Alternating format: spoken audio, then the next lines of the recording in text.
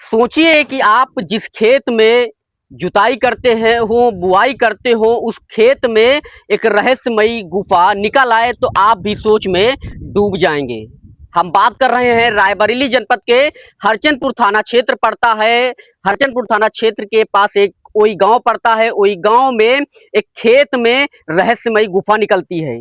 आपको बता दें कि पुराने लोगों की माने तो ये बताया जा रहा है कि इस खेत में जुताई होती थी, बुवाई होती थी और अचानक बारिश होती है और एक मिट्टी धंस जाती है और सुरंग में तब्दील हो जाती है। जब यहाँ के लोग पता करते हैं तो अंदर काफी चीजों का पता चलता है, कुछ पुराने पुरातत्व मिलते हैं और कुछ चीजें भी दिखाई देती हैं। आप देख सकते हैं किस तरह से जो अंदर सुरंग है उसकी तस्वीरें हम आपको दिखा रहे हैं। आप बाकायदा देख सकते हैं ये वही गांव है, वही गांव जहां पर रहस्यमयी गुफा है। बताया जा रहा है यहाँ पुराने ईंट मिले हैं और भी कई सारी चीजें मिली हैं। कई शताब्दी पूर्व जो चीजें पहले दिखती थी वो अब दिखाई दे रही हैं।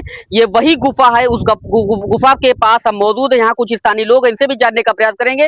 भैया कैसे पता चला ये इस गुफा के बारे में? ग्रामीणों के द्वारा मुझे इसकी सूचना मिली थी। मैं प्रेजेंट टाइम में मौके पे नहीं था, मैं गुजरात था। मुझे फ़ोन कॉल के माध्यम से इसकी सूचना और वीडियोज़ आई हुई थी।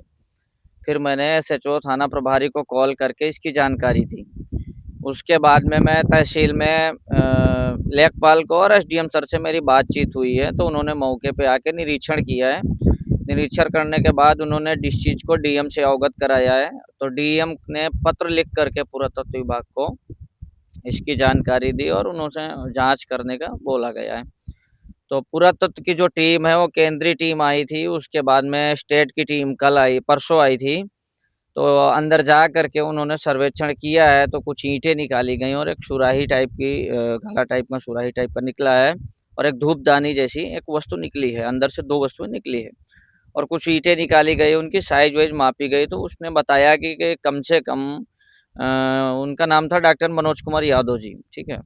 तो उन्होंने ये बताया है कि वो चीज़ें जितनी जो चीज़ें निकली हैं अंदर से वो कम से कम 2600 साल पुरानी है और कुषाण काल से मिलती-जुलते अवशेष हैं। तो और यहाँ पूरे टीले की बात करूँ तो मैं पूरे टीले में बहुत सारी ऐसी कलाकृति मिलती-जुलती हैं जो बुद्ध से मिलती-जुलती अवशेष हैं। और इस चीज़ का प्रमाण है कि हमारे बड़े भैया अशोक प्रताप मौर्य जी के पास ये सन 85 से अभी तक का उनके पास कलेक्शन रखा हुआ है। तो उनके पास जो है ये पूरे टीले से कुछ ना कुछ आकृतियाँ जो मिलती रहती हैं, वो उनके पास प्रेज़ेंट टाइम में मौजूद हैं। अच्छा, आप इसमें जुताई बुआई करते थे क्या? जी, जी। क्या-क्या फसल होती थी इसमें? इसमें सारी धान को छोड़ के सारी फसल इसमें होती हैं। कैसे पता चला आपको ये सब? ये मतलब बताते हमारे पूर्वज इसमें खेती करते हैं। मेरी माताजी इस समय कर रही हैं, तो मुझे मतलब बताती हैं इसमें अरहर और साग-सब्जी की सारी वस्तुएँ इसमें उगाई जाती हैं। भैया क्या लग रहा है, क्या चीजें इसमें मिली हैं? भाई मेरे दिखाने में तो सुराही इतनी सी मिली है छोटी सी और उसके बाद ये ईंटें निकली हुई हैं। दीवार टाइप लग रहा है अंदर से। अंदर क्या लग रहा है? अंदर कौन-कौन सी चीजें हैं? अंदर तो भाई अभी मैं गया नहीं हूँ इसके अंदर। अब आगे पता नहीं अंदर क्या है। ईंटें-ऊंटें दीवाल-विवाल तो जैसी दिखती हैं।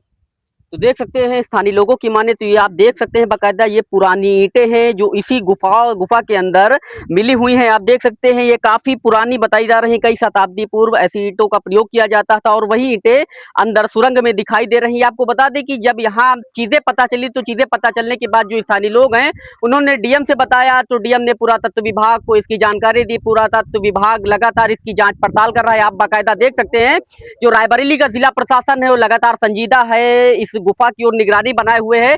कुछ अवशेष मिले हैं उसकी जांच पड़ताल की जा रही है। प्रशासन की ओर से देखा जाए तो पूरी तरह से बैरिकेडिंग कर दी गई है। तो लगातार देखा जा रहा है रायबरेली का जिला प्रशासन लगातार इसकी निगरानी कर रहा है और निगरानी करने के बाद अभी तक ये नहीं पता चल पाया है आखिर किस चीज के अवशेष मिले हैं। लगातार पुरातत्व विभाग द्वारा इसकी निगरानी की जा रही है और जांच पड़ताल की जा रही है। ओम द्विवेदी, न्यूज़ इंडिया, रायबरेली।